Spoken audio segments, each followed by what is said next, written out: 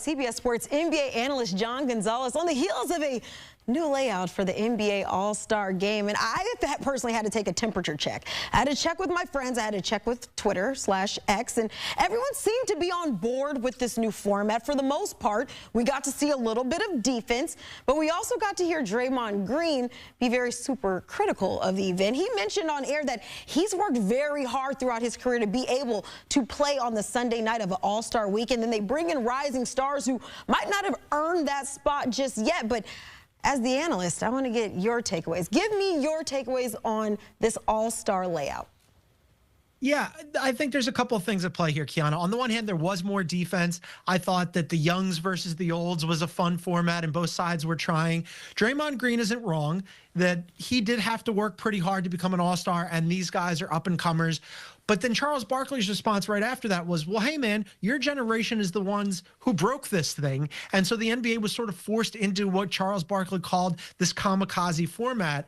There were a lot of things tonight that didn't work. There was a whole bunch of Kevin Hart. At one point, there was a robot dog for reasons surpassing understanding. And then in the championship game, Kiana, they took a time. I forgot that the basketball was going to happen anymore. They took such a long break in the middle of it to fet the TNT guys. And you know, they deserve it. They're amazing, but they're not going anywhere. They're just not going to be on TNT next year. They're going to still exist. So that whole lull and intermission, I almost fell asleep. There were a lot of things here that just did not work. Yeah, I feel like the NBA trying to fix this all-star game, but I think at the end of the day, we want to see the stars. We want to see fun basketball, and we'd also like to see defense and maybe a little less on the talking and performance side. But nonetheless, we got to see a lot of those stars, but maybe not the biggest of them all. LeBron James informing the media about 2 hours ahead of the event that he would not be participating due to dealing with ankle and foot discomfort. But I want to get your thoughts on just the timing of the announcement for the King. Yeah, the timing here is that LeBron wanted to remain an all-star and make his 21st appearance, and that he probably didn't want anybody to replace him in this one. So it's LeBron being LeBron. I don't think it's a huge deal. I know that there are people who wanted to see Domantas Sabonis or whoever the next guy up was get a bid and be able to play in the game.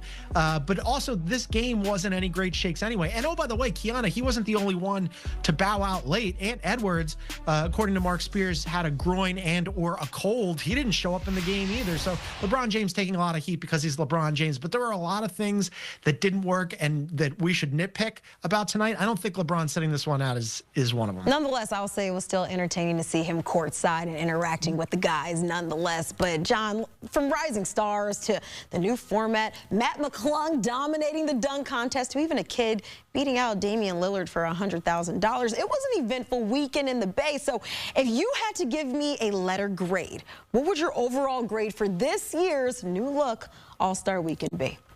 All right, so the best things that happened this weekend, Kiana, you just rattled them off. You had a kid make a $100,000 shot. That was fun. You had the youngs versus the old. That was fun. Mac McClung jumped over a car.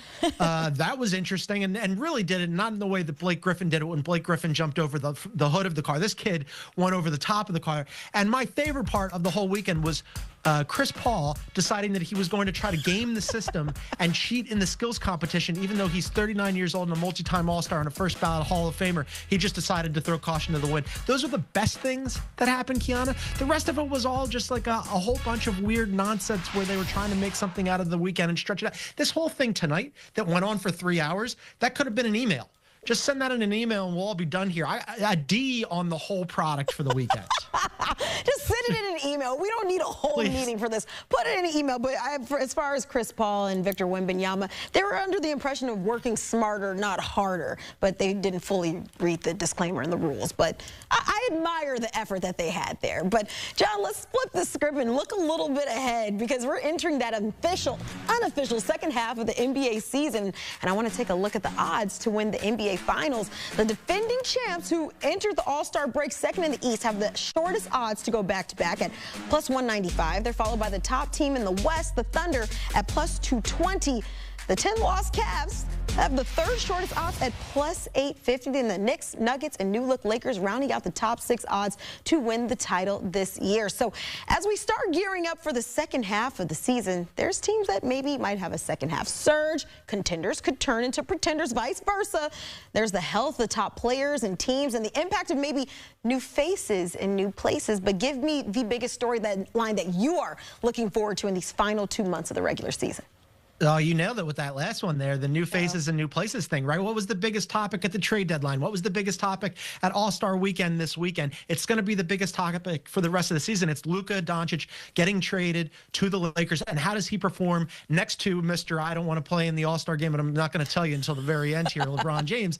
It's going to be a super fun thing to watch, unless you're a Mavs fan. Apologies to Mavs fans, because now those two teams are really linked, not just for this season, but for the several seasons going forward. Everybody's going to compare what happens in Dallas to what happens in Los Angeles. Luka, he's played 2 games since he got traded to the Los Angeles Lakers. He was a little rusty, but I would expect him to knock that rust off pretty quick, Kiana. And we'll see whether or not the Lakers can do something this season. You mentioned the 3 teams that have the shortest odds to win the championship. I think that's right, in Cleveland and Boston and Oklahoma City. But can the Lakers potentially make a push? And then can the Mavs get healthy moving forward and do basically anything that would justify that trade? Yeah, that's going to be a little bit of a tall hill to climb right there, considering the magnitude of what went down out in Dallas. But with what you've just said, Lakers NBA Finals odds plus 1,800 after adding Luka to the mix. But we're still 4 months away. But before we get to that point, I want to get your midseason NBA Finals pick. Who do you have? Where we stand, middle of February, still got 2 months of the regular season and 2 more months until the finals. But give me your finals pick.